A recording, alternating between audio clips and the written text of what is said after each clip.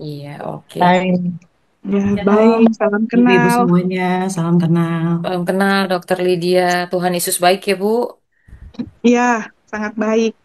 Semoga hari ini cuaca baik ya, sehingga tidak ada gangguan sinyal. Semua bisa berjalan dengan baik. Saya minta Ibu Jen boleh berdoa untuk acara kita, doa pembuka. Silakan, Ibu Jen. Puji Tuhan, mari kita tunduk kepala, kita berdoa. Kami memuji kebesaran-Mu Tuhan, ajaib dan heran segala perbuatan tangan-Mu. Kami bersuka cita karena hari ini adalah hari yang dijadikan Tuhan. Oleh karena kemurahan-Mu, bidang P2W PD Jawa Barat bisa mengadakan seminar kesehatan melalui Dr. Lydia yang akan menjadi perpanjangan tangan Tuhan untuk mengedukasi setiap wanita-wanita Allah agar bisa menjadi wanita yang memahami betul panggilan serta keberadaan kami sebagai penolong bagi keluarga. Kiranya setiap kami pada kesempatan ini dapat dengan bijak mempelajarinya, mengenali setiap gejala, sehingga kuat dan menjadi wanita-wanita yang mumpuni di dalam menghadapi setiap persoalan, serta membawa perubahan dan terobosan-terobosan baru.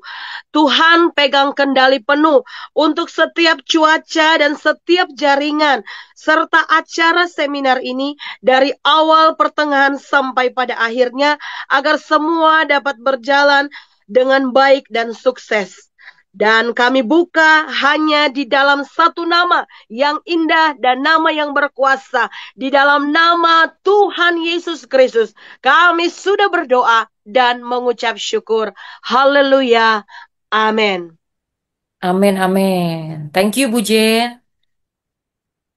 Kita akan mendengarkan sambutan dari Ketua Korda kita, Ibu Amapola, silakan. Baik. Terima kasih Bu Yayang Angel yang cantik. Sama-sama. Shalom ibu-ibu semua yang terkasih dalam Tuhan. Apa kabar semuanya? Saya percaya kita semua dalam sukacita yang besar bersama dengan Tuhan ya. Sore hari ini. Senang sekali hari ini kita bisa bertemu walaupun hanya lewat Zoom ya. Tapi biarlah ya kita yang hadir hari ini bukan kita datang hanya untuk belajar, tapi juga kita bisa saling melatih satu dengan yang lain ya ibu-ibu ya. Saya percaya, saya mengerti bahwa setiap dari kita pernah tuh merasakan yang namanya khawatir, pernah merasakan yang namanya cemas, normally lah ya ibu-ibu ya. Semua pasti kita sebagai manusia pernah merasakannya. Tapi ya seiring dengan perkembangan zaman yang sekarang itu semakin penuh dengan tuntutan, semakin penuh tantangan, kemudian semakin materialistis gitu bahkan membuat ada kalanya rasa cemas itu begitu berat kita hadapi sampai buat kita bisa sulit tidur, sulit fokus, kemudian kita akhirnya merasakan sukar, mendapatkan sukacita, dan seringkali kita kok kayaknya kok sendirian gitu ya menghadapi semua kecemasan ini gitu. Nah, karena itu untuk maksud ini kami dari pengurus daerah WBI Jawa Barat mengadakan seminar ini. Karena rasa cemas dan berlebihan ini tuh kalau dibiarkan tuh akan berkembang menjadi gangguan kecemasan atau anxiety disorder ya yang kita bahas hari ini yang mengakibatkan itu bisa menurunkan produktivitas kita, menurunkan pelayanan kita sebagai anak-anak Tuhan. Nah, biarlah melalui seminar ini kita nanti akan memahami ya mengenai gangguan kecemasan dari segi medis, psikologisnya, dan juga dari sudut pandang iman Kristennya ya. Melalui pemateri kita yang luar biasa pada sore hari ini, Ibu Dokter Lydia. Salam kenal juga Ibu Dokter, Shalom. Eh, Kami berharap setelah mendengar pemaparan ini, kita bukan hanya lebih mengerti, tapi juga kita punya strategi yang lebih baik. Gimana kita bisa memanage rasa cemas kita, dan terlebih lagi kita itu bisa punya hati nanti akhirnya yang bisa menopang orang lain juga yang sedang berjuang dalam menghadapi masalah ini. Baiklah ya, akhir kata saya ucapkan banyak terima kasih kepada semua panitia, khususnya bidang P2W, pemberdayaan dan pelatihan dan pemberdayaan wanita, Ibu PDM Debbie Sani, Ibu PDM Yang Angel juga, Ibu Hilda selaku admin host ini di sini dan semua staf PD yang sudah mendukung acara ini dan juga semua peserta yang hadir. Terima kasih banyak. Ayo kita mengikuti pemaparan ini. Tuhan Yesus memberkati. Saya serahkan kembali, silakan. Thank you, Ibu Amapola yang cantik luar biasa sambutannya. Saya kembalikan kepada Ibu Moderator, Ibu Debbie Sani, silakan. Terima kasih Ibu Angel yang dikasih Tuhan. Shalom ibu-ibu yang dikasih oleh Tuhan Yesus Kristus. Saya Debbie selaku moderator saat ini.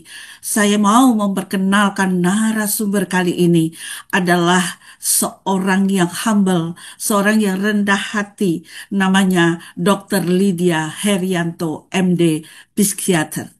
Saudaraku yang kekasih, adapun saya akan membacakan CV daripada beliau. Adapun pendidikan beliau, beliau kuliah di Universitas Kedokteran Universitas Indonesia tahun 2008 dan dilanjutkan dengan sekolah psikiater di Fakultas Universitas Indonesia juga ya pada tahun 2013. Nah, Dr. Lydia aktif dalam penelitian, banyak penelitian, baik itu experimental study maupun cohort study. Dr. Lydia ada juga dalam organisasi sebagai Kepala Komite Indonesian Early Career of Psychiatrist dan beliau juga ada di Wakil Ketua Indonesia Psikiater Asosiasi pada tahun 2019 sampai sekarang. Anggota Indonesia Psikiater Adiktif tahun 2014 sampai sekarang. Nah, Dokter Lydia ini, yang cantik ini, adalah seorang volunteer, seorang sukarelawan, fasilitator di kelas Jakarta Praise Community Church yang terkenal dan dengan gereja GPCC tahun 2013 sampai sekarang. Dan beliau tenaga medis Yayasan Peduli Bangsa Indonesia dari tahun 2017 sampai sekarang. Nah, tentu Dr. Lydia saat ini bekerja. Beliau bekerja di Eka Hospital, Rumah Sakit Eka Hospital di BSD, dan beliau juga bekerja di RSUD Balaraja Kabupaten Tangerang dan Smart Mind Center SMS di Alam Sutra. Tentu sudah banyak sekali yang ditolong oleh Dr. Lydia ini. Baik, ibu-ibu yang cantik, ibu-ibu yang dikasih Tuhan, untuk mempersingkat waktu, ya, saya akan mempersilahkan Ibu Dr. Lydia. Soalnya kalau saya membacakan semua banyak banget, saudara, pengalaman beliau, ya. Baik, saya mempersilahkan Dr. Lydia Herianto, MD, psikiatris, untuk memaparkan tentang kecemasan ini. Siap-siap ibu-ibu, pasti diberkati. Silakan Dr. Ya, Lydia. oke, Shalom, selamat sore. Ini suara saya kedengeran ya? Ya, Kedengaran. eh ya gimana kabarnya? Ini saya tadi lihat-lihat, wah ternyata ibu-ibunya ini ya diberkati Tuhan semua, wajahnya ceria semua nih, apa bright. Nah, saat ini saya langsung aja. Jadi kemarin Ibu Debbie bilang kita akan bahas tentang gangguan kecemasan. Kan makin hari sekarang ini makin banyak yang cemas ya, ibu-ibu ya. eh Ya, kalau misalkan kita ngomong cemas deh, cemas pernah nggak di sini ada nggak yang nggak pernah merasa cemas? Pasti nggak ada ya, karena semuanya kita semua pernah merasa kecemasan. Nah, yang hari ini yang saya mau bahas adalah gangguan kecemasan. Yang dinamakan gangguan itu apa? Jadi kalau bisa kita bilang, sebenarnya semua emosi itu nggak ada emosi yang eh, negatif sebenarnya, karena semua emosi itu adalah alarm. Misalkan kita kehilangan eh, orang yang kita sayang gitu ya, kita pasti sedih gitu ya, karena kan itu adalah alarm bahwa oh ada apa ya eh, perasaan eh, kosong misalkan, itu berarti kesepian misalnya, itu kan seperti itu, termasuk cemas. Nah, Jadi, di slide berikutnya,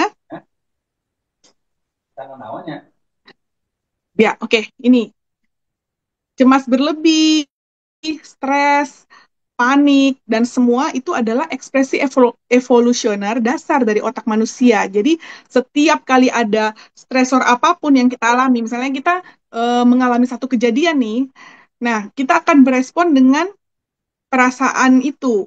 Nah, kalau cemas, itu Tuhan kasih kita sebenarnya tujuannya untuk eh, mencegah bahaya. Ya, kayak contoh misalkan kita semua nih ya lagi tiba-tiba disuruh ujian gitu besok tanpa sebelum-sebelumnya dikasih tahu gitu ya. Yang muncul adalah kita stres dulu, cemas dulu. Nah, orang yang justru waktu itu mengalami cemas, dia akan antisipasi, dia akan belajar ketimbang orang yang ya udah tenang-tenang aja lah misalkan ya, dia jadinya udahlah nggak usah belajar misalkan. Nah, tapi masalahnya kalau berlebihan itu yang akan menyebabkan gangguan. Nah, oke. Next. Mungkin kita nanti akan lebih banyak diskusi ya. Jadi sebenarnya kecemasan sendiri ini kondisi yang dialami oleh setiap kita, setiap manusia siapapun gitu ya. Nah, jadi kalau eh, dalam rutinitas sehari-hari gitu ya, ketika menghadapi sesuatu yang mendadak tanpa kita prediksi gitu ya, itu akan muncul kecemasan. Oke, slide berikutnya. Ini saya dikasih waktu berapa sampai jam berapa tadi Bu Debi? 45 menit, Dok. 45 menit, oke. Ya. Nah, jadi bagaimana membedakan cemas ini wajar atau tidak wajar? Nah, ini pembagiannya ya. Jadi ada di slide berikutnya.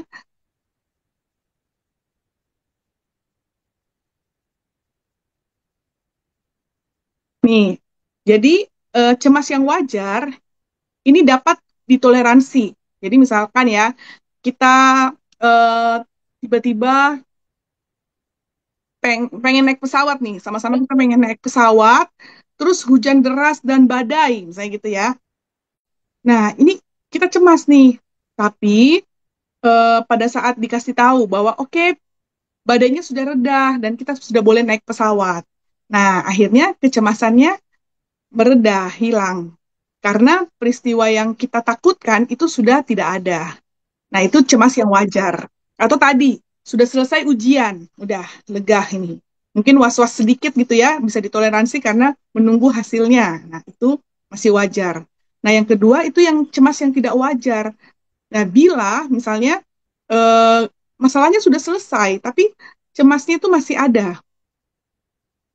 Nah, jadi kayak kita misalkan mikirin ya tadi, mana ya hasilnya, sampai cemasnya itu sampai eh, pengumuman keluar, masih cemas juga gitu. Nah, itu berarti sebenarnya tidak wajar.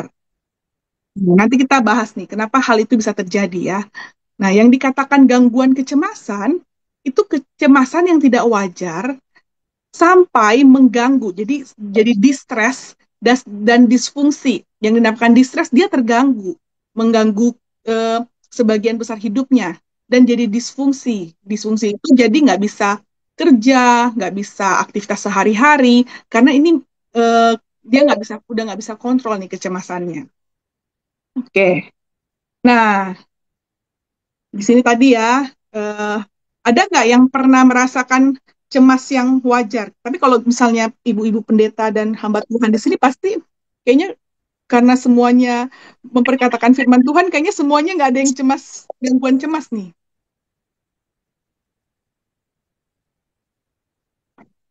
Oke, slide berikutnya.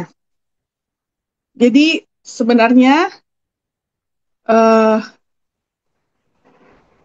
next, kalau kita lihat, ini ada penelitiannya. Next lagi, nih. Jadi kalau kan biasanya yang bikin cemas apa? Masalah apa tuh? Boleh eh, apa ngomong atau chat kali ya, biar dapat gambaran nih. Kalau ibu-ibu sekalian eh, pernah nggak berpikir Kalau di Indonesia sendiri yang bikin cemas orang Indonesia apa? Biasanya apa tuh? Masalah keuangan, terus apa? Masalah kriminal atau ini ya, mungkin ras atau mungkin deg-degan karena kita di situasi yang kita minoritas kali ya. Itu juga bikin cemas. Ya, kesehatan, pekerjaan. Jadi eh terima kasih nih apa Ibu Keiko ya. Nah, kalau dilihat di sini malah ya semakin maju negaranya, ya masalah anak-anak. Jadi kehidupan sehari-hari ya kalau kita lihat. Nih, kalau di sini negara yang low income ya, pendapatannya kecil, itu yang kena gangguan panik 0,8%. Tapi yang menengah ya, termasuk Indonesia itu jadi 1,1%. Tapi kalau semakin tinggi pendapatan negara ya, ternyata itu angka gangguan paniknya itu meningkat. Nih, jadi di orang Amerika aja sama di Eropa itu 6 sampai 8 juta itu mengalami gangguan panik. Ini banyak nih, di mana ini penelitiannya ya. Nah, kalau kalau kita lihat ya, ada banyak itu mungkin kalau dengar-dengar ini pernah dengar penenang ya kayak obat alprazolam, Xanax itu di Amerika tuh kayak mereka seperti minumnya kayak kacang makan kacang gitu. Sempat teman saya bilang di sana itu eh, hampir ini orang-orang yang bekerja, orang-orang yang profesional itu mengalami gangguan cemas dan mereka konsumsi obat anti cemasnya itu rutin kayak gitu. Nah, jadi sebenarnya cukup tinggi ya orang yang sampai mengalami gangguan kecemasan yang tidak wajar. Ini ya, salah satunya panik, gangguan panik. Oke, slide selanjutnya. Nah, ini coba kita ini ya simak satu cerita ya, biar nggak ngantuk. Jadi dikasih komik nih. Nah, jadi ada namanya Rini nih ya. Dia eh, punya gangguan lambung. Kok sakit ya? Padahal jam makan sudah teratur, tapi kok asam lambungnya naik gitu ya. Terus gangguan fisik juga, jadi ada nyeri otot. Nah, ini bikin kecemasan Rini terus-menerus dan tidak berhenti. Ya, jadi ini karena dia apa cemas terus, kecemasan itu kan ada hubungan langsung ya antara otak kita sama lambung. Jadi pada saat pikiran negatif, hormon stres naik, itu asam lambung bisa naik. Nah, makanya dibilang GERD ya, gastroentero, jadi esophagus reflux. Jadi asam lambungnya naik sampai ke kerongkongan. Makanya orang kadang biasanya berulang kali ke dokter lambung gitu ya, tidak kunjung sembuh gitu. Sampai dokternya juga sudah ngeresepin beberapa obat untuk lambung, juga nggak sembuh-sembuh. Ternyata karena mengalami gangguan cemas. Jadi bolak-balik gitu ya. Ini salah satunya. Eh, Orang yang mengalami gangguan cemas itu adalah asam lambungnya naik. Ya, slide berikutnya. Nah, eh, sebelumnya. Nah, juga selain itu orang yang gangguan cemas, sebelum ini ada satu komik lagi. Ya, ini. Nah, jadi kalau orang cemas itu apa yang terjadi? Overthinking. Jadi pikiran ruminasi ya, pikiran negatif yang berulang-ulang netting ya, eh, yang dia nggak bisa kontrol gitu. Padahal mungkin saja sebenarnya masalah atau situasi yang terjadi itu netral. Misalnya contoh, waduh dia tadi ya ada yang stres karena pekerjaan. Aduh ini harus gimana ya, kok belum dibalas. Terus sampai sudah waktu mau tidur, sudah ngantuk, badannya ngantuk, sudah lemes, sudah nguap-nguap. Tapi pas tutup mata otaknya jalan terus. Kok nggak bisa berhenti nih otak saya ya. Nah, jadi akibatnya kualitas tidurnya jadi jelek, jadi buruk gitu ya. Terus emosi juga nih karena overthinkingnya tadi. Nah, bisa juga mungkin selain pekerjaan tadi ya, masalah anak-anak, mikirin ini gimana ya, anak saya kok seperti ini. Terus Overthinkingnya membuat dia, jadi yang dinamakan overthinking adalah mikirin yang nggak perlu dipikirin. Jadi membandingkan diri sama orang, membandingkan anak sama anak orang gitu ya, dan semuanya gitu yang belum terjadi dipikirin. Nah, ini yang akhirnya membuat jadi lingkaran setan lagi. Pikiran mempengaruhi emosi ya, perasaan. Jadi pikiran negatif, overthinking bikin makin cemas. Nah, kecemasan yang tinggi bikin lagi negative thinking. Begitupun negative thinking jadi bolak-balik. Akhirnya apa yang terjadi? Eh, mempengaruhi kualitas hidupnya. Jadi tidak ini ya. Oke, slide berikutnya. Nah, yang dinamakan gangguan cemas. Jadi kalau seorang, kan kita dibilang jangan self diagnosis dulu ya. Jadi kita harus tahu nih, yang dinamakan orang mengalami gangguan cemas, kalau kecemasan ini nomor satu, kekhawatiran ini lebih dari 6 bulan. Jadi 6 bulan terus-menerus cemas, sudah berusaha untuk relaksasi atau cerita dan sebagainya, tapi tetap tidak hilang gitu ya, dan dia nggak bisa kendalikan. Nah, 3 dari 6 gejala ya di dalam ini ya, misalkan gelisah, mudah capek, sulit konsentrasi, mudah tersinggung, otot tegang, dan tadi gangguan tidur yang tadi. Nah, gejala ini semua menyebabkan gangguan fungsi yang signifikan. Jadi performa belajar turun, performa kerja yang tadinya itu bisa eh, cepet ya mengerjakan misalnya dalam 2 jam, sekarang kok 6 jam baru selesai misalkan, atau jadi suka menunda-nunda pekerjaan gitu. Nah, dan gangguan cemasnya ini bukan karena minum zat atau apapun ya. Jadi kan biasa ada orang yang pemicu cemasnya karena minum kopi berlebihan. Nah, ini enggak, bukan karena itu. Atau karena ada eh, hipertiroid. Kalau orang yang tiroid gangguan apa gondok itu kan biasanya cemasnya berlebihan ya. Jadi bukan karena itu. Ini memang murni gangguan cemas. Oke, slide berikutnya.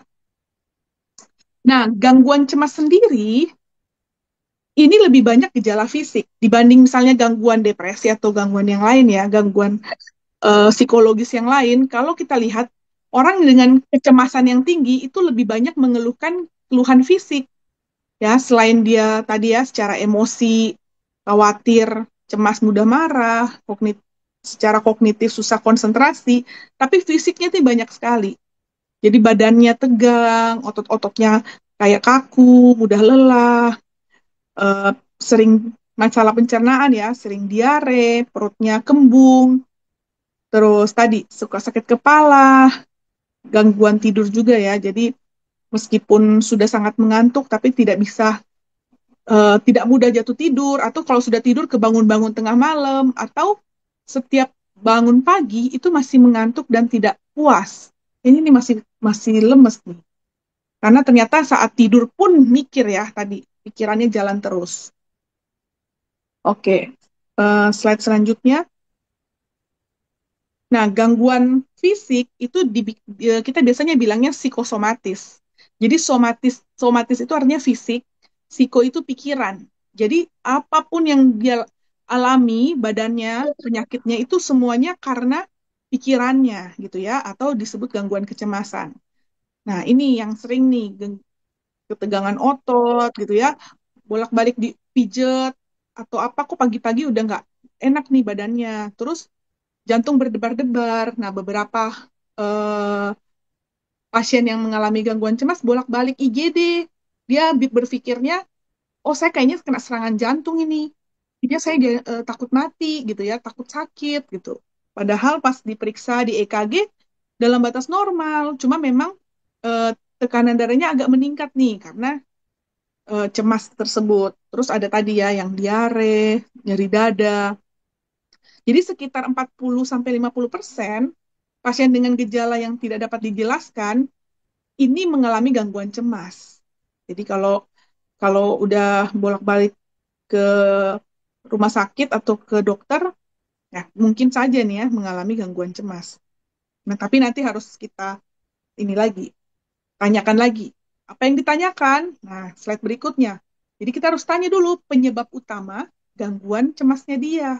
Jadi ada faktor yang memicu timbulnya gangguan cemas.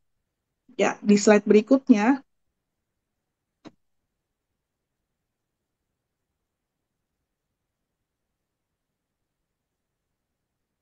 Oke, next. Ya, ini. Jadi kalau kita bilang gangguan cemas itu penyebabnya biopsikososial ya. Jadi secara biologi ada faktor genetik. Jadi sebagian besar ya penelitian yang dilakukan eh, kecemasan itu bersifat epigenetik. Jadi bisa jadi apa orang tuanya nih, salah satunya keluarga bapaknya atau bapaknya sendiri atau ibunya itu pencemas sehingga anaknya juga diturunkan nih sebesar 20, 60 dan 65%. Nah, bisa juga pada ibu-ibunya yang lagi hamil ya. Jadi efeknya stres awal kehidupan ini bisa ditransfer dari generasi ke generasi. Jadi kalau ada penelitian ya seekor tikus nih yang ibunya cemas. Nah, anak-anaknya pas dilahirkan itu cenderung cemas. Bisa juga waktu dari lahir itu ada trauma. Misalkan apa ya, waktu ibunya hamil tapi kondisi kerusuhan atau perang. Nah, itu juga. Terus waktu dia sudah dilahirkan, mungkin anaknya kurang apa ya namanya ya, berat badan lahir rendah gitu ya, atau dia eh, mengalami sakit, jadi dia harus dirawat di ICU dalam jangka tertentu, terus habis itu dia harus bolak-balik rumah sakit. Jadi selama perkembangan seseorang dia juga mengalami stres ya. Terus ada parenting misalnya ya, orang tuanya juga selama apa ya pengasuhan itu juga akhirnya mempengaruhi ya. Kalau misalkan orang tuanya juga cemas, anak itu kan mencontoh. Nah, di slide berikutnya, di next. Jadi kalau dilihat nih ya, eh, ada genetik, tapi genetik itu nggak harus langsung jadi, misalnya eh, orang tuanya mengalami diabetes, ya, misalnya ya, kencing manis. Apakah anaknya 100% mengalami akan jadi diabetes atau kencing manis?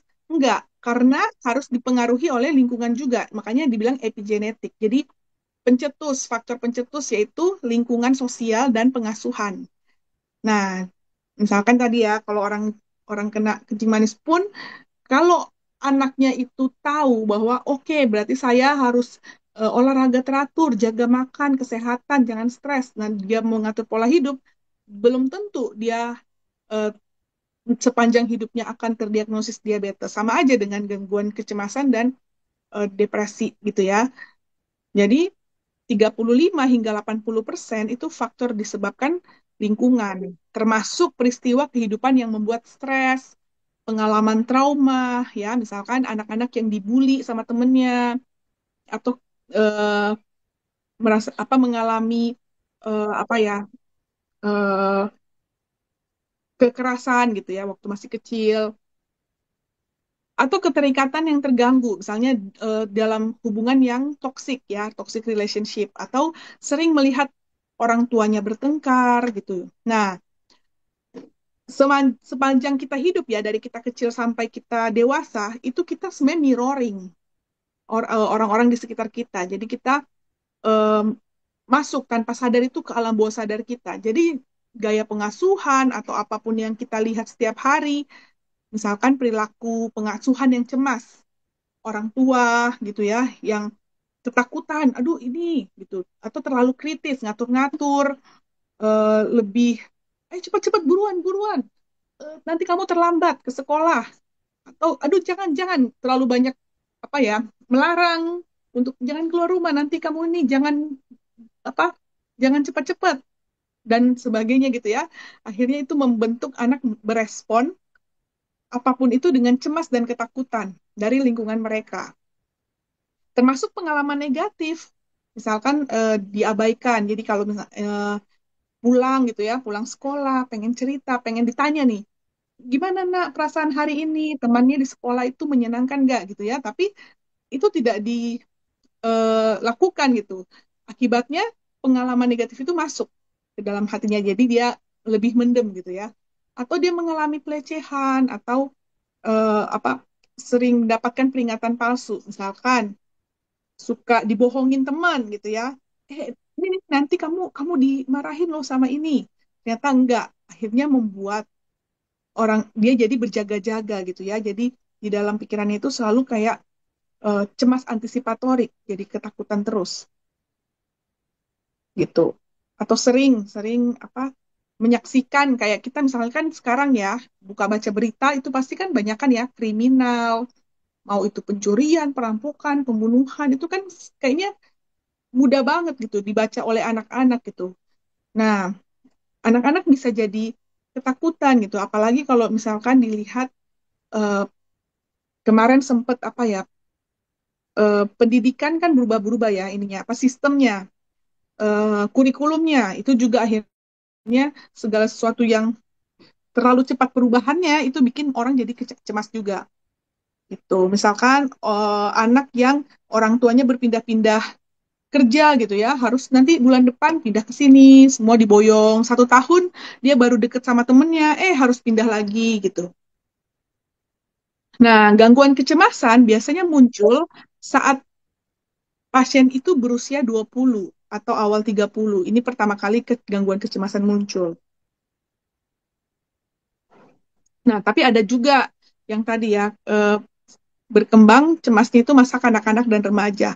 Jadi semakin mudah, maksudnya usianya semakin mudah kena gangguan cemas, itu prognosisnya jadi itu semakin buruk. Ketimbang orang yang misalkan kena gangguan cemasnya umur 30, itu lebih mudah dia mengatasi cemasnya. Oke, slide berikutnya. Nah, ini eh, prediktor gangguan cemas. Jadi dikatakan nih orang yang lebih sering ya mengalami gangguan cemas itu yang eh, single ya, yang nggak menikah. Terus jenis kelamin perempuan. Terus ada berbagai stresor kehidupan, penyakit kronis dan status kesehatan yang buruk.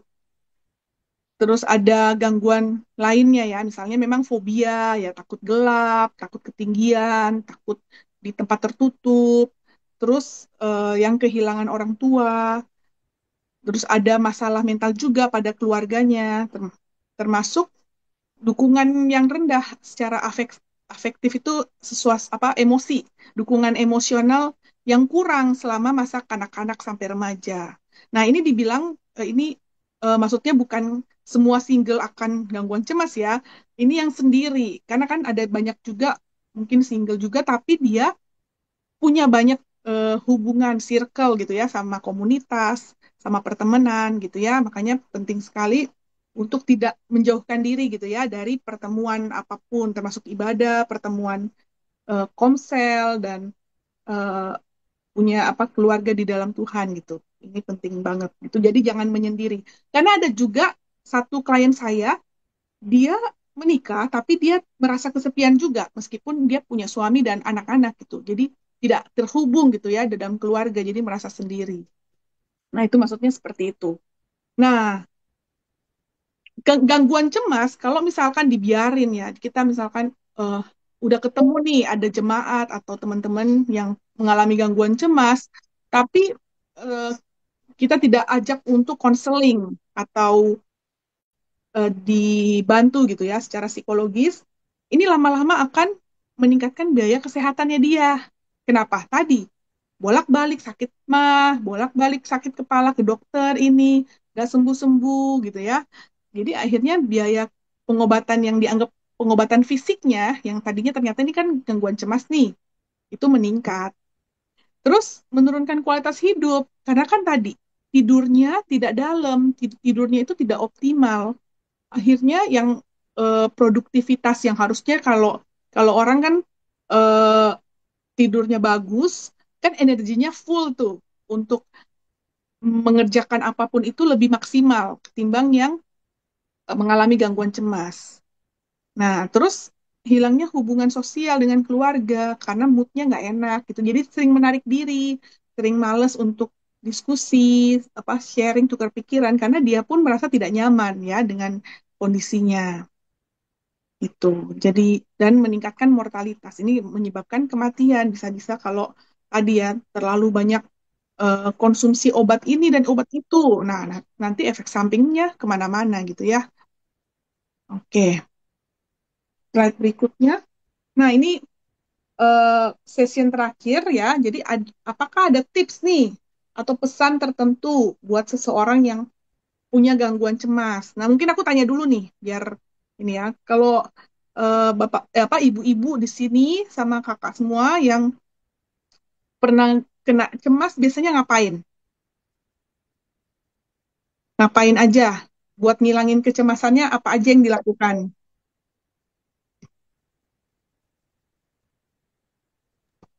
Healing, Dok, healing. Healing, ya benar. Healing itu apa ini? Kalau kalau dinamakan healing itu eh jalan-jalan atau ini apa? Refreshing.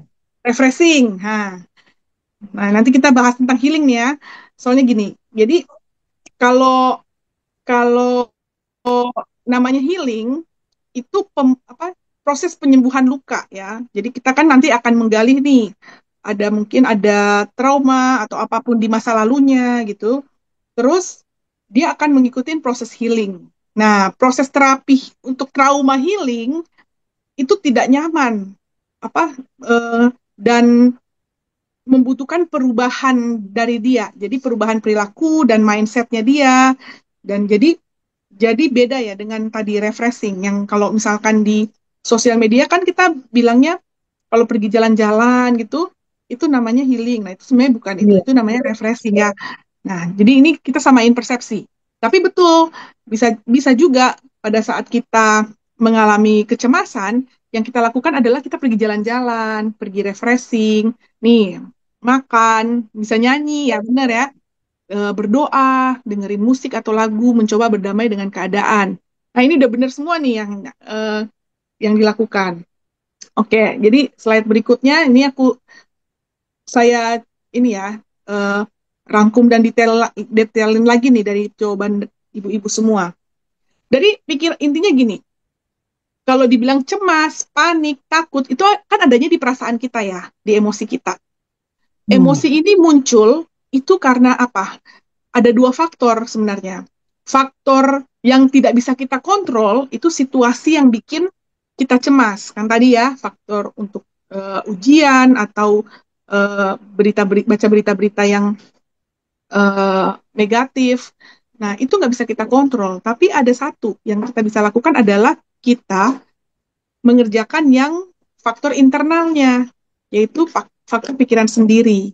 Nah, jadi yang mesti dilakukan waktu kita merasa cemas, kita harus lihat nih, sebenarnya ini pemicunya apa, terus pikiran apa yang muncul sampai saya jadi cemas begini. Nah, ini pikiran-pikiran yang membuat cemas nih.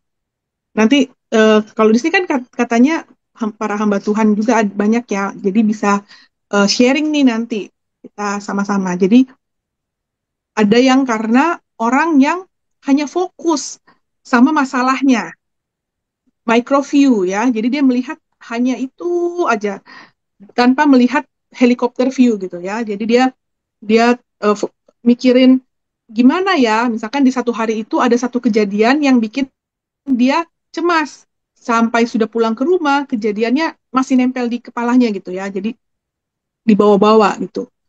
Nah, terus yang terjadi adalah fokusnya sama, dia perlu kontrol segala hal.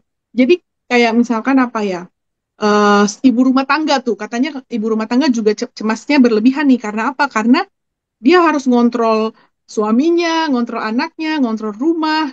Mungkin kalau dia kerja juga dia mengontrol kerjaannya gitu ya. Jadi merasa jadi harus semuanya beres gitu. Itu juga pemicu cemas. Terus yang ketiga, karena membanding-bandingkan. Eh, jadi ada tolak ukur. Nah, akibatnya karena kalau membanding-bandingkan itu kan apa akibatnya? Jadi kita melihat kekurangan kita atau apa yang kita belum punya. Nah, gara-gara itu membuat cemas lagi. Aduh, gimana ya? Ini saya belum punya. Jadi kayak kalau cemas itu seperti ngelihat gelas kosong gitu ya, gelas setengah kosong. Nah, terus berfokus pada hal yang tidak bisa dikontrol atau dikendalikan. Dan yang berikutnya merencanakan sesuatu berlebihan. Jadi, misalkan mau apa ya, ada acara apa ya, nanti kita paling dekat apa ya, acara Natal kali ya. Nah, jadi eh, mau berusaha untuk semuanya itu ada di bawah rencana kita nih, kontrol kita harus begini, udah punya ekspektasi gitu ya, akhirnya makin cemas tuh. Makanya penting sekali kalau kita tuh kan lakukan bagian kita, sisanya eh, kehendak Tuhan gitu kan, itu kan lebih enak gitu ya, nggak cemas. Terus mempertanyakan dan meragukan segala sesuatu. Misalkan apa? Contoh, ada satu kejadian. Kita selalu bertanya, kenapa ya? Kenapa harus begini? Kenapa harus saya? Kenapa ini menimpa saya? Nah, atau eh, kalau kita bertanya terus tentang kenapa, itu kan berarti apa ya? Contoh seperti mencari sesuatu yang belum tentu ada jawabannya gitu. Jadi akibatnya makin cemas. Nah, terlalu terikat pada hasil. Misalkan contoh hasil ujian atau eh, main games gitu ya, lagi main nih, main bulu tangkis kah atau apa gitu, kita kalah gitu. Aduh, kenapa ya kalah ini hasilnya kok nggak bagus gitu. Itu terus dipikirkan gitu ya. Nah, dan yang terakhir keterikatan berlebihan pada sesuatu. Jadi, ini saya kasih contoh cerita ya. Ini eh, ada cerita misalkan si siapa ya contohnya si tadi Rini lah tadi ya yang ini tadi misalnya si cewek ini dia mau pergi ke kota kampungnya dia. Di situ dia ketemu ibunya, keluarganya, ya kan udah seneng. Oh ya kita akan eh, ketemuan ya gitu. Nah, tapi saya nggak bisa bawa apa-apa, kata si cewek ini kepada keluarganya. Oh nggak perlu, yang penting kamu datang saja nih ke rumah. Kita udah seneng, kamu nggak usah bawa apa-apa, bawa diri aja. Nah, singkat cerita, dia udah jalan nih. Di perjalanan, dia dapat duit anggaplah 600 juta gitu ya. Waduh, seneng banget nih. Saya mau bawa untuk keluarga nih, buat saya traktir dan beliin ini dan itu gitu ya. Terus sudah setengah jalan lagi, ketemu teman, waduh kayaknya deket banget nih sama temennya. Jadi terbentuk attachment ya, attachment terhadap si duit tadi dan attachment terhadap temannya ini. Sudah mendekati kampungnya, mereka kena rampok, karena si temennya ini berkelahi sama perampok, akhirnya temennya tewas gitu ya, dan duit yang 600 juta itu diambil sama perampoknya. Terus udah sepanjang jalan dia, aduh, gak enak hatinya, berdebar-debar, bercampur ya, cemas, sedih, dan sebagainya. Sampai akhirnya ke rumah udah jadi kena gangguan cemas gitu ya, karena dia terlalu terikat berlebihan pada sesuatu yang yang kita tahu ya, kalau misalkan itu pun sebelumnya dia nggak punya gitu, itu bukan punya dia gitu. Nah, sama halnya misalkan terikat pada apa, uang ya, sama hartanya, sama jabatannya, sama apapun itu akhirnya membuat cemas. Nah, sebaliknya ya, pikiran yang membawa ketenangan itu melihat segala sesuatunya dari sudut yang lebih luas. Jadi apapun yang terjadi, ya, dia nggak akan fokus sama masalahnya saja, tapi dia lihat, oke, ini adalah bagian dari kehidupan, gitu ya. Nanti lah si Jonathan yang ngasih di itu tuh depan. Ada kue lapis legit enak nih, Pi.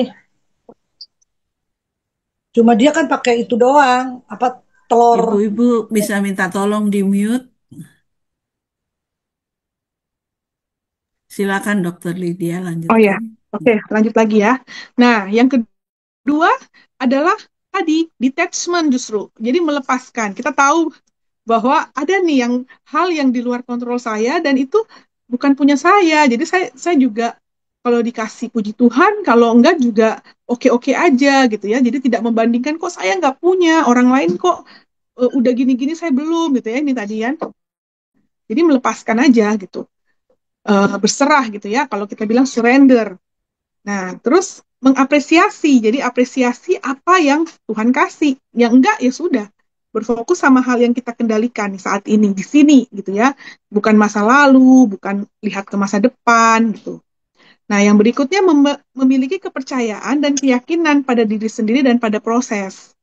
Jadi misalkan apapun ya momennya nih, musim kehidupannya lagi di atas, lagi the lowest point hidup kita, tapi kita percaya, oke, ini proses hidup itu bahwa eh, ya kita nggak tahu hari esok seperti apa, tapi saya percaya ini adalah bagian Tuhan memproses saya gitu, dan kita nikmati.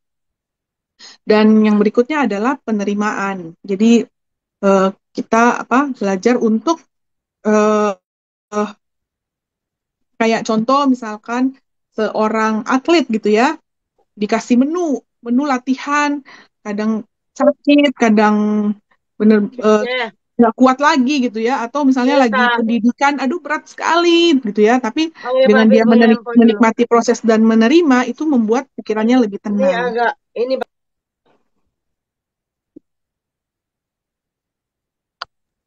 Oke, slide berikutnya. Jadi yang kita lakukan dalam kehidupan sehari-hari supaya kecemasan kita teratasi ya. Jadi sebenarnya cemas itu nggak bisa kita hilangkan. Karena dalam kadar tertentu, cemas itu kita butuhkan buat supaya apa tadi? Supaya kita bisa mengantisipasi segala sesuatu, kita preparing ya, kita mempersiapkan diri. Karena dengan adanya kecemasan yang normal. Nah, yang kita lakukan adalah keterampilan mengelola dan mengatasi kalau kecemasannya muncul. Jadi, kalau orang kena serangan panik ya, atau serangan cemas, itu pada dasarnya 15 menit sampai 30 menit itu akan menghilang dengan sendirinya gitu ya, mereda gitu. Jadi yang harus dilakukan pada saat cemas muncul, tarik nafas yang panjang. Karena kalau cemas itu kan orang nafasnya lebih pendek ya, ini ya tergesa-gesa gitu. Akibatnya kalau orang nafas pendek kan oksigennya berkurang juga dan dia makin cemas. Jadi dia yang harus dilakukan adalah dia mengambil nafas panjang, bisa dihitung 1, 2, 3, 4, terus hembuskan kembali gitu ya. Nah, terus memang mau nggak mau yang harus dilakukan adalah olahraga rutin. Karena kalau kita berolahraga sebenarnya hormon endorfin ya, rasa bahagia, hormon yang membuat kita tenang dan bahagia itu meningkat. Jadi kalau misalkan kita lihat deh waktu pas pandemi itu kan orang banyak kena cemas juga karena cabin fever. Jadi di dalam rumah, ketakutan keluar, nggak kena sinar matahari, terus aktivitasnya juga jadi berkurang. Nah itu juga pemicu jadi cemas juga. Selain tadi ya, terlalu banyak baca berita negatif. Nah yang ketiga, konsumsi makanan yang sehat. Jadi kalau bisa tuh makanan yang mengandung serotonin. Ya seperti kayak tadi ya, pisang, buah-buahan, atau kacang almond, atau makanan-makanan yang fresh gitu ya. Ikan dan sebagainya gitu. Nah, biasanya juga junk food juga akhirnya memicu kecemasan nih kalau misalnya dilihat ya. Waktu itu ada satu penelitian, dia meneliti polisi-polisi di Amerika. Nah, polisi yang makanannya sehat itu moodnya lebih stabil ketimbang polisi yang makan junk food itu lebih temperamen gitu ya, emosinya tidak stabil gitu. Nah, yang keempat berikutnya adalah bicara dengan orang lain. Jadi kita mesti sharing dengan kita cerita nih, misalnya ini yang membuat saya cemas loh. Kita mulai share, kita terbuka. Nah, keterbukaan itu awal pemulihan nih. Dengan kita mulai cerita, nah, sebenarnya yang terjadi adalah katarsis. Udah setengahnya itu, sebelum kita ketemu jawabannya, itu sudah ada kelegaan. Tuh. Yang berikutnya tidur yang cukup dan berpikir positif untuk menghilangkan rasa cemas. Kalau misalkan pikiran positifnya nggak ada, ya berarti perkatakan firman Tuhan ya, karena yang positif itu kan firman Tuhan ya, yang tentang kita gitu ya. Bukan apa kata yang berita-berita tentang kita, tapi apa kata Tuhan tentang kita. Nah, itu juga diomongin terus sampai akhirnya rasa cemasnya bisa hilang.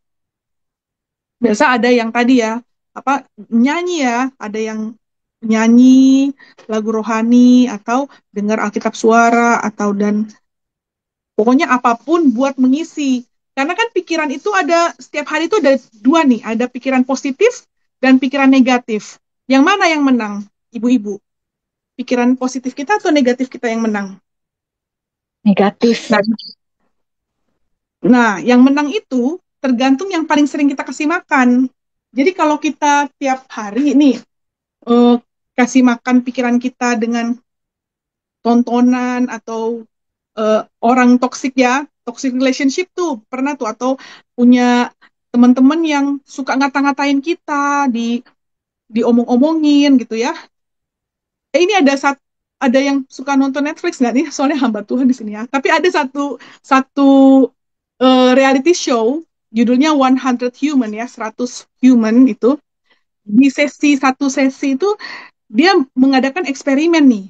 Jadi eksperimennya itu dia apa menggerakkan piring pakai tongkat gitu. Nah, jadi mereka random nih dipilih dari sekelompok orang ini. Pokoknya mereka harus puji walaupun jelek hasilnya.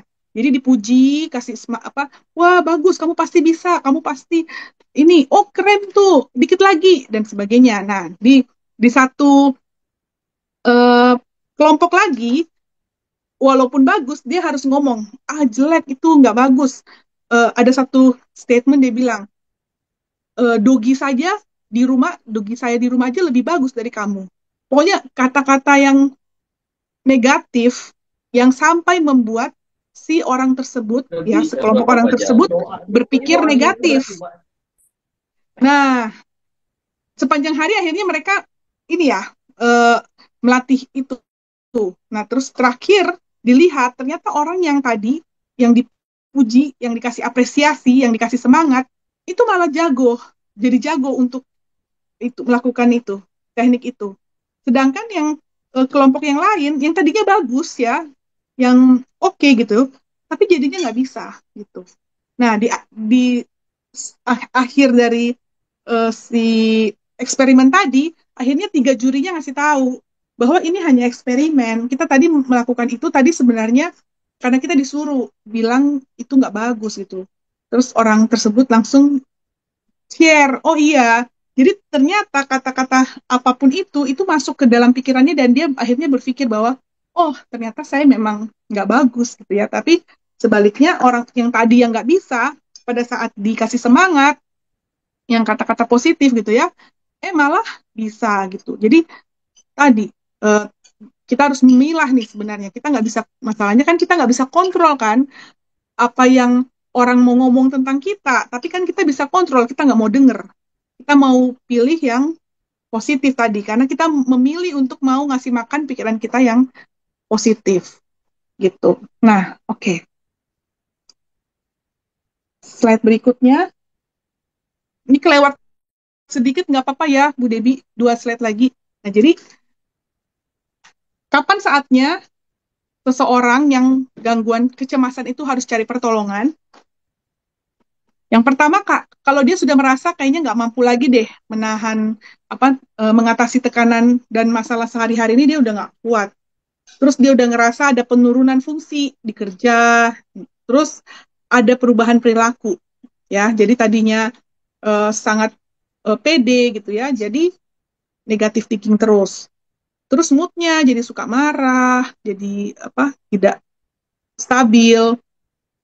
Terus kalau orang-orang yang udah ada gangguan tidur, gangguan makan, atau malah suka mimpi buruk, itu juga perlu. Karena mimpi itu sebenarnya alam bawah sadar kita ya. Jadi kalau misalkan orang dengan kecemasan yang tinggi, itu lebih cenderung mimpinya lebih buruk. Nah, terus ada gejala fisik tadi, sakit perut, sakit kepala, pokoknya apapun ya yang membuat jadi performanya turun, nah ini sudah harus cari bantuan. Nah, ini slide terakhir yang berikutnya adalah kapan perlu dikasih obat. Nah, jadi tujuan obat, sebenarnya yang tadi saya bilang di awal ya, ada banyak orang menyalahgunakan obat penenang di pasaran gitu ya. Beli obat penenang, apa cari punya teman gitu ya, obat tidur atau obat apapun. Nah, sebenarnya itu hanya ibarat hanya melegakan saat itu aja, tapi bukan untuk memulihkan. Nah, jadi yang harus biasa dikasih itu sebenarnya yang mengandung serotonin, yang meningkatkan serotonin, yaitu antidepresan. Ini kalau tadi sudah dilakukan apapun tadi, tapi kok kecemasannya nggak hilang-hilang atau panik dan sebagainya itu nggak nggak pulih gitu ya. Nah, berarti itu ada terjadi ketidakseimbangan neurokimia di otak, serotonin, dopamin, dan norepinefrin yang membuat orang itu jadi sulit untuk berpikir positif dan cemasnya berlebihan. Nah, obat ini diperlukan dalam 6 bulan diminum. Jadi jangan sampai gini. Biasa kan pasien merasa kalau dikasih obat antidepresan ini, dia ngerasa gini, kok cemasnya nggak hilang-hilang? Karena obat ini butuh waktu untuk bekerja. Jadi biasa dia akan merasakan di bulan kedua gitu. Nah, antidepresan ini tidak membuat ketagihan. Jadi tidak ada namanya ketergantungan antidepresan, yang ada ketergantungan obat anti cemas atau penenang gitu ya. Ini sekalian ini saya mau share gitu biar eh, apa siapa tahu ada ibu-ibu pendeta punya eh, jemaat gitu ya yang saat ini sedang berobat ke psikiater gitu. Nah, obat yang tepat itu menimbulkan respon yang baik, bukan ketergantungan, tapi malah nanti akan menurunkan dosisnya gitu. Di awal dia akan minum secara teratur dan responnya baik, stabil, dipertahankan 6 bulan terus diturunkan. Gitu prinsipnya. Jadi, minum obat doang juga tidak bagus. Jadi harus digabung. Pengobatan ini, psikoterapi, konseling, terus sama komunitas yang sehat gitu dan perubahan gaya hidup. Juga dia melatih untuk mengubah pola pikirnya yang selama ini negatif itu menjadi lebih positif tadi. Baik. Ya, oke, saya serahkan ke Ibu Debbie dan ibu-ibu teman-teman sekalian, mungkin ada yang mau bertanya. Terima kasih Dokter Lydia, pemaparan yang sangat memberkati kita, bahwa saya ambil highlight-nya bahwa kecemasan merupakan satu kondisi yang dialami oleh setiap orang. Oleh karena itu, kita harus punya keterampilan untuk mengelola kecemasan itu. Atau tadi Ibu Ketua juga bilang bahwa punya strategi yang baik untuk memanage masalah. Baik Ibu-ibu yang terkasih, saya berikan waktu untuk bertanya di kolom chat ya. Eh, Mulai dari sekarang. Pasti banyak Ya, pertanyaan, saya yakin, yang Ibu-ibu atau akan langsung tanya. ngomong juga Oh, boleh. atau langsung ngomong juga boleh, kata Ibu Dokter. Silakan. Teman-teman, ibu-ibu yang terkasih, mau bertanya. Oh, Shalom Dokter Lydia, ada dari Ibu PDM Kamela Herdisona. Shalom Ibu Dokter Lydia, saya mau bertanya, apakah FOMO, Fear of Missing Out, termasuk gangguan kecemasan, atau hanya istilah yang sedang tren saja? Terima kasih buat pertanyaan Ibu Kamela. Silakan, eh, Dokter. Ya, terima kasih Ibu Pendeta Carmela. Nah, jadi kalau fear of missing out itu adalah pemicu justru. Orang kan sekarang mengalami gangguan cemas, apalagi anak-anak gitu ya. Itu karena takut ketinggalan berita, takut apa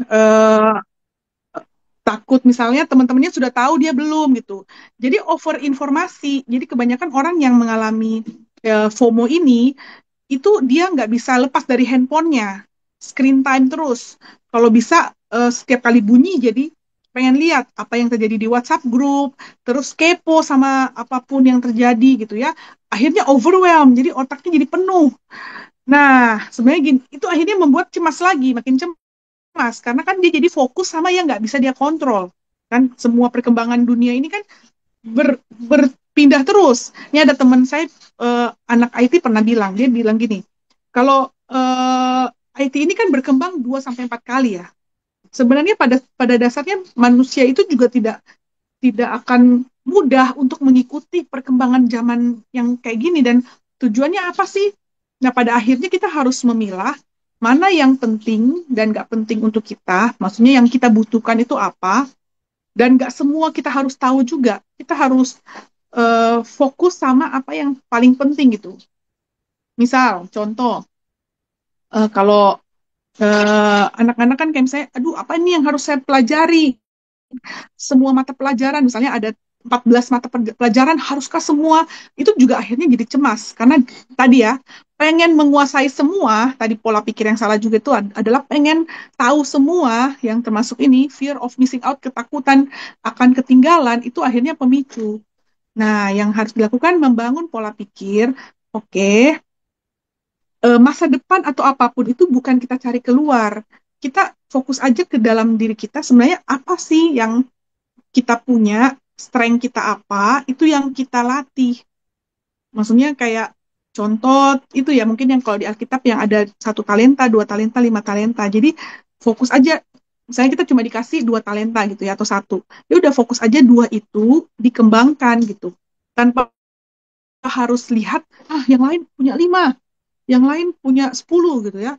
Enggak gitu. Jadi termasuk tadi, nggak harus semua berita kita baca untuk kita bilang, oh ya saya nggak tahu, itu juga nggak apa-apa. Atau saya kali ini gagal, saya kali ini kalah. Itu juga hal yang manusiawi gitu. Jadi mungkin lebih membangun eh, orang kalau dengan ketenangan itu dia justru eh, berani untuk mengatakan bahwa oh ya ini weakness saya ini loh, saya nggak bisa ini, saya cuma bisa fokus ini aja, yang ini enggak. Jadi dia tahu ya nggak semuanya dia baca gitu ya. Itu tadi fear of missing out seperti itu. Terima kasih. Semoga menjawab ya Ibu Carmela. Ya, terima kasih Dokter Lydia, sangat menjawab. Terima kasih ya dok, Tuhan Ya, memberkati.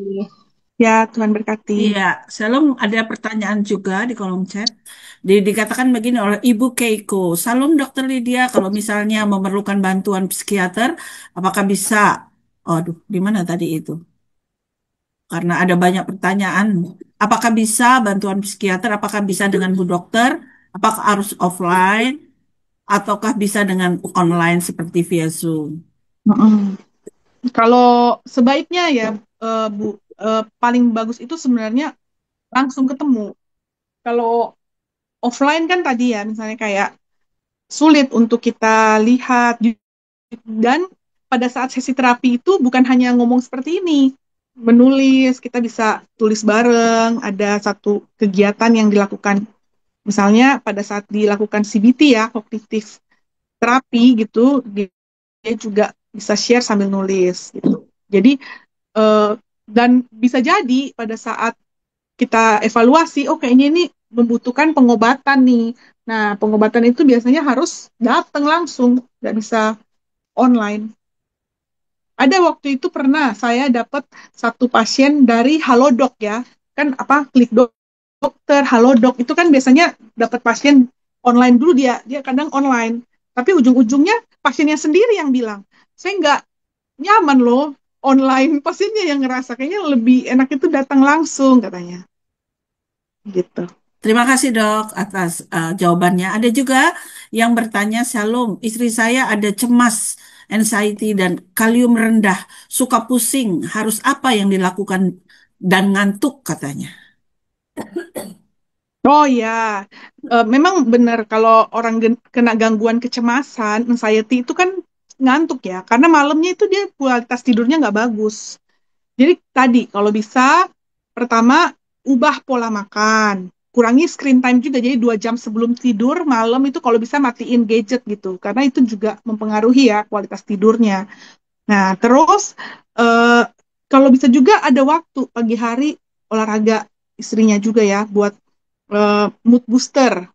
Dan eh, ya kalau memang sangat mengganggu sekali ya memang harus berobat berarti istrinya gitu Bu. Cuma apa ini gangguan kecemasan dan sebagainya ini dalam pengobatan atau bagaimana nih, jadi pengen tanya lagi ke bapaknya. Apa? Iya, Hmm. ya, em, Mm-mm. tolong bisa di Ya, langsung dibuka mute-nya Pak. Pak Hendra Dinata. suka pusing. Nah itu tadi kan gejala Hmm. fisiknya lebih dominan kalau cemas. Oke. Sambil Nah, menunggu, ya sambil ya, menunggu ya, bisa ini ya saya ya. apa?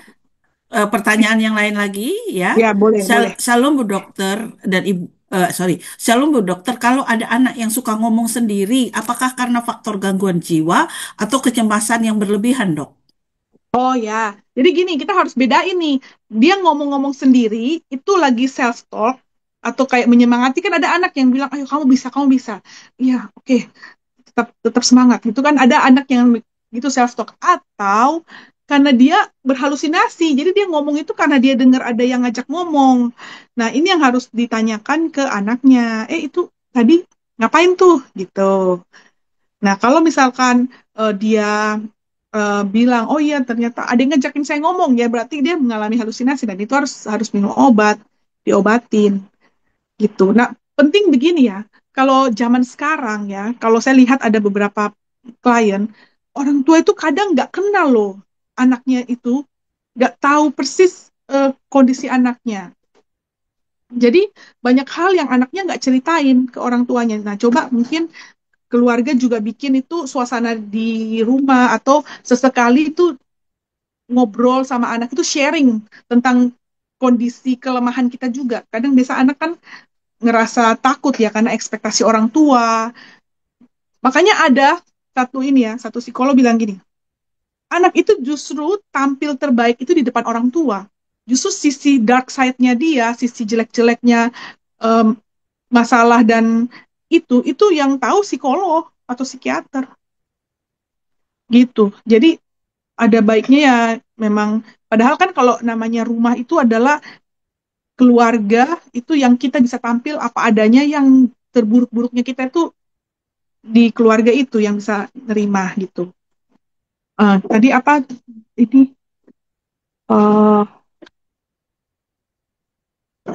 oh ya benar Lanjut, ya. iya. Ini Eh, sudah ada yang dijawab ber- nih. iya, ada yang bertanya begini, bagaimana mengatasi kecemasan karena tidak percaya diri dari Ibu Dorgis? Untuk Nah, bagaimana ya, mengatasi untuk tidak percaya diri? ya. Jadi ya kepercayaan diri itu sebenarnya kenapa tuh muncul? Kita jadi tidak percaya diri biasanya munculnya kenapa? Karena karena kita mulai membandingkan kita sama orang lain. Jadi kan kita jadi tidak tidak percaya diri kita sendiri karena kita merasa orang lain itu lebih baik. Nah, jadi yang pola pikirnya harus diubah. Em, kita itu percaya sama diri kita sendiri karena sebenarnya bukan kita loh. Kita tuh kalau misalnya, oh ya saya yakin itu besar diri juga sombong, berarti kan kita tidak eh, ini ya mengandalkan Tuhan. Tapi yang dinamakan percaya diri itu karena kita tahu kita anak Tuhan, ada identitas identitas bahwa kita adalah umatnya dan apapun yang kita lakukan itu atas izin Tuhan dan Tuhan yang berperkara, berencana. Nah, itu membuat akhirnya kita percaya bahwa oke, ini apapun yang saya kerjakan, kalau toh berhasil, itu semua karena Tuhan. Tapi kalau toh gagal, ya sudah, ya saya juga bukan kedaulatan saya gitu ya, bukan. Nah, ini yang sering terjadi nih, misalnya kita minta didoakan, minta mendoakan gitu ya. Terus ternyata orangnya habis kita doakan meninggal dipanggil Tuhan. Terus aduh, apa karena kurang kuat ya tadi berdoa. Nah, itu akhirnya kan jadi kan kita fokusnya pada diri kita ya. Padahal itu akhirnya membuat kita jadi tidak percaya diri gitu. Jadi pada saat kita tidak fokus kepada apa ya identitas kita, maka kepercayaan diri itu goyah gitu. Seperti itu. Makasih dok, ini saya akan Ya. pilih aja beberapa pertanyaan karena banyak pertanyaan dan waktunya juga sangat terbatas. Ada yang bertanya gini, anxiety apa pengaruh dari kurangnya kalium dok? Eh Kurangnya, anxiety lebih iya. karena kurangnya serotonin sih. Oh bukan kalium ya? Kalau misalkan penelitian, kalau kalium itu kan bisa kayak kalium, kalsium, magnesium itu kan sebenarnya lebih ke kerja otot ya, kerja otot. Dan memang benar semua elektrolit itu juga diperlukan untuk kerja otak. Makanya orang pada saat kayak misalkan kekurangan cairan gitu ya, dia sulit fokus konsentrasi, moodnya jadi lemes. Akibatnya apa? Jadi keringat dingin, berdebar-debar. Nah, itu sebagai pemicu trigger, jadi dia jadi cemas.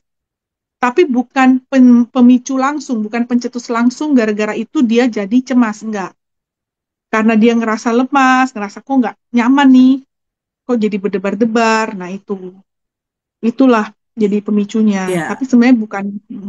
Oke. baik dok, ada yang bertanya Ibu Krisna Ningrum dikatakan Salam dok, kalau sering migrain dan vertigo itu apakah termasuk gangguan kecemasan? Beda ya, beda. Kalau migrain sendiri vertigo itu kan sebenarnya karena pembuluh darah di otaknya ya agak sedikit membesar gitu katanya ya kalau apa faktor resiko dari migrain. Makanya orang eh, tiba-tiba dia minum kopi ya, minum kopi kok langsung migrainnya sembuh gitu ya. Nah, itu langsung terjadi vasokonstriksi jadi menyempit lagi pembuluh darahnya. Terus sudah. Jadi karena aliran darah ke otaknya juga berkurang tuh, makanya migrain. Kan? Makanya dengan dia eh, misalnya dia makan sedikit, terus dia rutin jalan pagi, nah itu hilang tuh.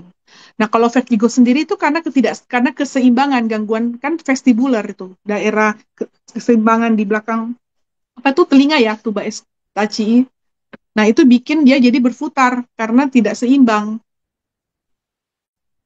Gangguan keseimbangan itu yang bikin orang jadi pusingnya berputar itu vertigo.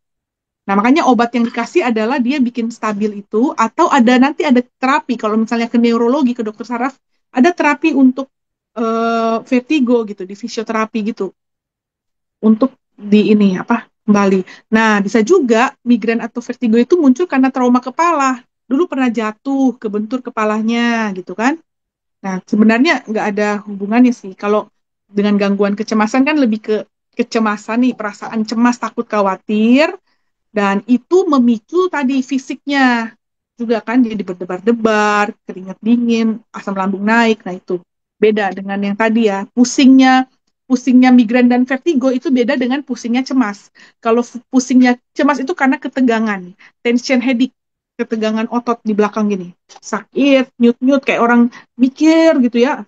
Banyak pikiran terus nyut-nyut. Nah, itu seperti itu sakit kepalanya gangguan cemas. Makasih dok. Saya cepat saja. Untuk mengetahui lebih jelas tanda-tanda anak atau orang dewasa mengalami stres atau depresi dan bagaimana cara untuk menangani sebelum kita ke dokter psikiater. Terima kasih. Oh ya, ajak ngobrol. Pertama yang harus dilakukan adalah ngobrol, dengerin, hadir utuh, sadar. Ayo ceritain apa yang terjadi sama kamu. Saya ada gitu ya. Biasa orang kan depresi itu merasa tersendirian, merasa kayak nggak ada jalan keluar. Makanya kenapa kalau orang depresi berat gitu, yang harus di apa eh, dirangkul cepat-cepat. Karena pada saat dia sudah dengan pikiran negatifnya dan butuh dan nggak ada orang yang mau dengerin dan merangkul dia, yang ada akhirnya apa? Timbul pikiran, aduh lebih baik kayaknya hilang dari dunia ini aja, karena dunia sudah nggak terima saya, kali nggak ada orang lagi ini. Nah itu yang harus dilakukan adalah eh, sadar apa merangkul aja orang tersebut untuk ini ajak ngobrol. Nah kalau setelah itu bisa kita ngerasakan bahwa oh kayaknya nggak capable nih saya untuk mendampingi, tawarin aja mau nggak saya hubungkan, saya temenin ke profesional. Nah, kalau zaman sekarang ini, gangguan mental apapun ya, kayak tadi ya, cemas, depresi itu udah ditanggung BPJS. Kalau dia punya BPJS, bisa ke RSUD gitu ya, ke rumah sakit yang ada fasilitas BPJS, kalau yang nggak mampu gitu ya. Karena kan tahu juga ya, kalau ke klinik atau apa, kan mungkin untuk yang punya penghasilan yang cukup gitu ya. Oke, Bu Debi. Dok, terakhir ya, maaf kalau semua belum terjawab, tapi saya ambil yang lebih ini lagi ya. Dok, Ya. apakah beda obat antidepresan dan obat penenang? Karena dari pernyataan dokter tadi, obat antidepresan lah yang tidak menyebabkan ketergantungan. Ya, betul. Ya, jadi antidepresan sendiri itu kayak golongan salah satunya SSRI, golongan yang dia fungsinya meningkatkan serotonin. Nah, tapi obat antidepresan sendiri itu orangnya nggak merasa nyaman juga minumnya di awal-awal karena nggak ada efeknya. Dia ngerasa gitu ya. Karena fungsinya itu dia memperbaiki, bukan sebagai penenang. Beda nih kalau orang minum obat penenang atau obat tidur yang golongan benzo itu, dia pada saat dia minum dia langsung ngerasa kalau orang gangguan cemas nih, yang pasiennya datang itu dia pengen cari itu obat apa, alprazolam atau apapun gitu ya, yang obat penenang tadi. Karena pada saat dia minum cemasnya langsung hilang. Nah, tapi masalahnya itu yang bikin ketergantungan obat itu. Jadi yang harus dikasih itu malah obat antidepresan. Makanya butuh banget pada saat berobat itu harus dikasih tahu ke pasiennya bahwa ini obat utama loh, tapi efeknya nggak segera. Dan ini justru ini yang obat utama, bukan obat yang satunya lagi. Di awal-awal akan dikasih dua, obat antidepresan tadi sama obat penenangnya itu akan dikasih. Karena kan dia pengen tenang juga kan. Tapi yang harus di stop duluan adalah obat penenang. Ya, Gitu. makasih dok. Ini yang terakhir aja.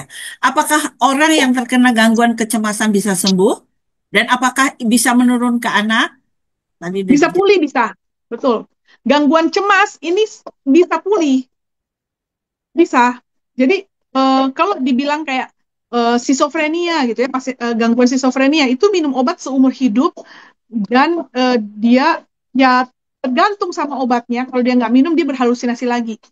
Tapi kalau yang namanya gangguan cemas ini banyak kasus yang akhirnya sembuh juga. Tapi balik lagi tadi ya, selain obat, dia harus mengubah pola pikir, dia jangan sendirian, mesti mengubah pola hidupnya juga. Dan yang tadi, jadi banyak tadi yang saya kasih tadi tuh. Jadi nggak hanya obat gitu. Tadi ada satu pertanyaan bagus, Iya, tapi yang bisa mana ya jawab, dok? bisa boleh saya jawab nggak? Yang mana boleh Ini satu? Kyun Fung, Iya, eh, sila. Tadi apakah ditanya. game online kan ini pada Oh usia ya, dewasa bisa menyebabkan kecemasan, gangguan mental? Nah, ini pertanyaannya gini, tujuan main game online-nya apa dulu? Ada orang, dia memang sudah mengalami cemas, gangguan cemas dulu. Dia jadikan game online ini sebagai pengalihan, sebagai pelarian. Untuk mengurangi kecemasannya, dia main game online. Tapi balik lagi, game game online ini tuh ada kan kayak eh, apa kayak level-level tertentu atau intinya ya pada saat orang bermain game tujuannya apa? Untuk rileks kan, pengen santai. Tapi ada game tertentu yang memang dibuat untuk bikin orang jadi ketagihan. Hati-hati, hati-hati nih. Soalnya aku pernah ikut apa workshop tentang kecanduan game online. Ada game tertentu yang memang dibikin reward. Manusia itu sebenarnya apa yang disuka? Reward. Dapat, oh ini dapat lagi ini. Terus eh, itu membuat akhirnya otaknya merasa di dalam terutama ya kalau orang yang lagi stres di pekerjaan atau apa kan dia merasa aduh kok ini bikin frustrasi, tapi pada saat dia main game online kok ini tuh bikin justru dopamin saya naik gitu ya, jadi kayak terpacu, jadi wah hebat juga ya, apalagi ada temen-temennya, ada komunitasnya. Nah ini balik lagi, pada saat dia tidak bisa mengontrol itu bisa bikin jadi kecanduan dan muncul gangguan cemas. Nah, jadi ada dua nih, bisa gara-gara si game online itu atau memang sejak awal sebelum dia main game itu sudah cemas dulu. Dia dia justru pengen main game itu untuk menghilangkan rasa tidak nyaman nih, nggak enaknya ini. Gitu. Nah, ada baiknya sebenarnya yang paling penting itu aktivitas fisik kalau bisa. Kenapa? Kenapa aktivitas fisik lebih baik dibandingkan game online game yang beneran ya, aktivitas fisik main apa kayak gitu ya, bulu tangkis atau jogging atau apapun, karena dia naikin endorfin tadi, terus aliran darahnya lancar, terus bisa lebih mindfulness karena ada apa ke realita gitu ya, ke kondisi yang real gitu. Gitu. Ya, baik dok, terima kasih. Kami semua diberkati, sahabat semua. Mari kita berikan tanda love kepada Dokter Lydia Ya, yang terima sudah kasih. memaparkan segala sesuatu dengan baik. Baik, kita akan foto bersama, Ibu Hilda. Silakan. Ibu-ibu, Sebelum di sini ada 4 slide. Bisa menyalakan kamera. ya tadi yang Oke, ikut terakhir saya hitung ya. 94 Slide orang. yang pertama. 1, Ya, 2, 3. Slide yang kedua. 1, 2, 3.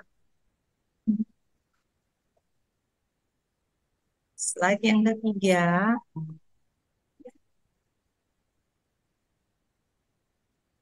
Oke, slide yang terakhir. 1, 2, 3.